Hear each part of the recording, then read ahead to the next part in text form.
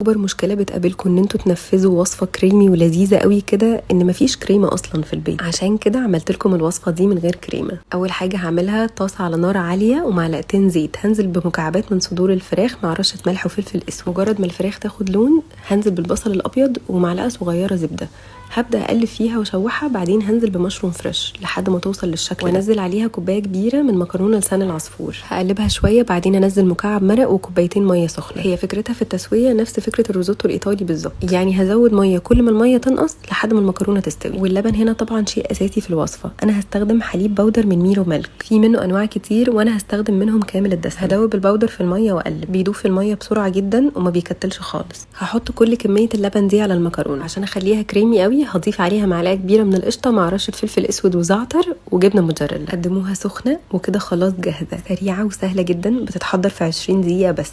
بجد لازم تجربوها.